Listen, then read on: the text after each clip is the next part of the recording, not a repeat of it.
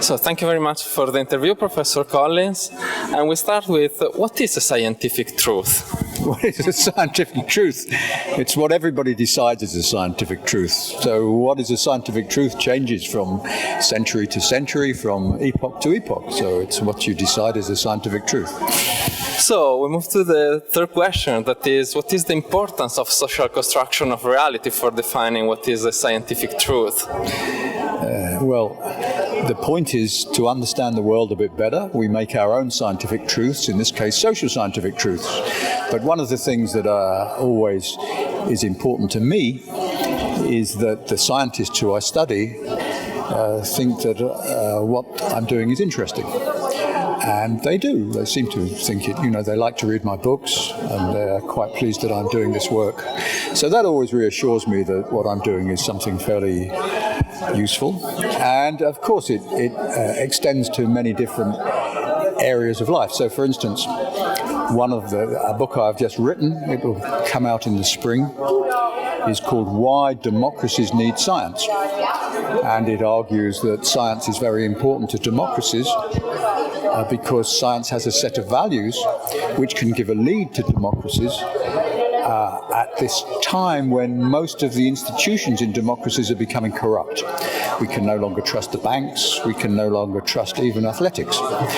So we need institutions which can give us a lead, and the sociology of science helps us understand that just what the values of science are, how they're maintained, why they're maintained, and why science can be a valuable institution for us.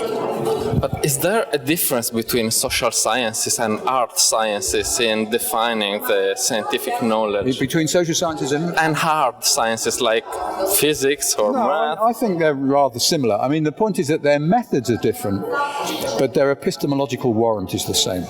Okay? At least you can say so if you're the kind of sociologist that I am.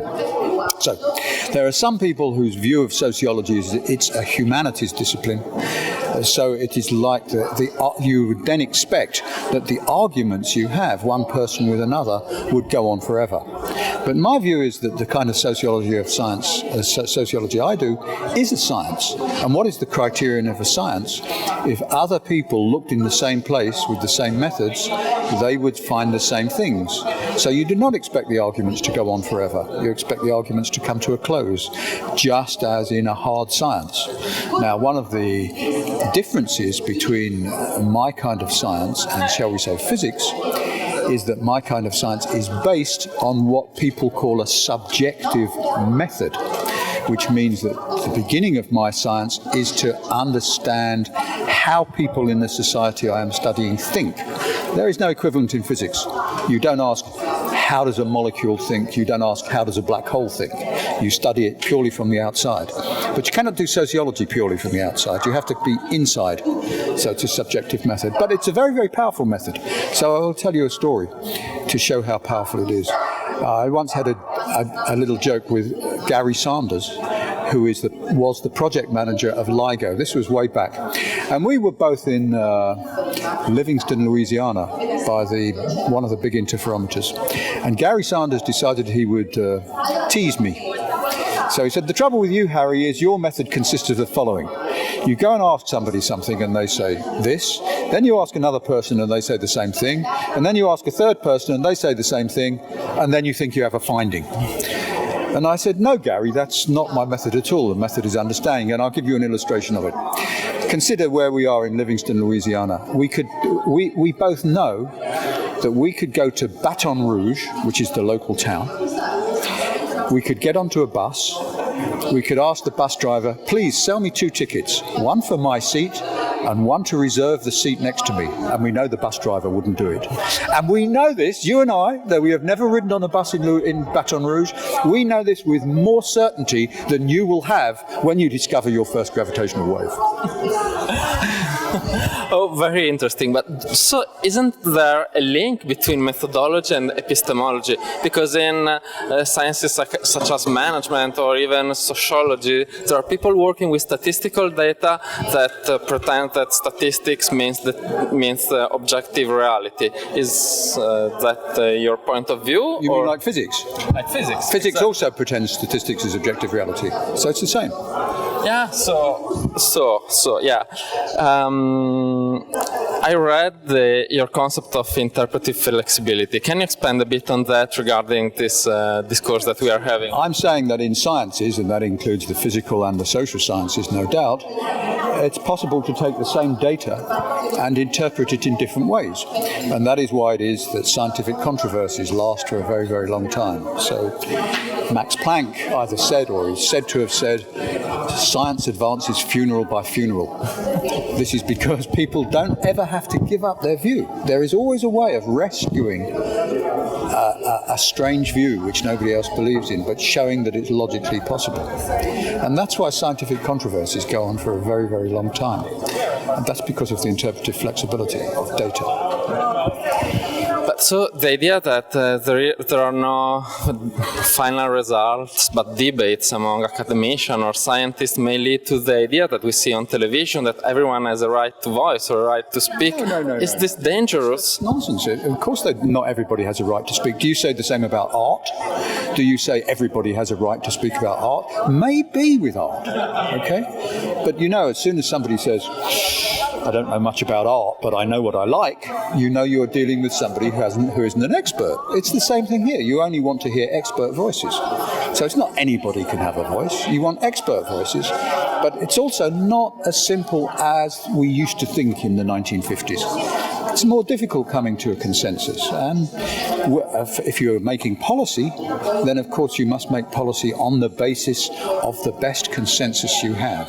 And here you see the difference between sciences.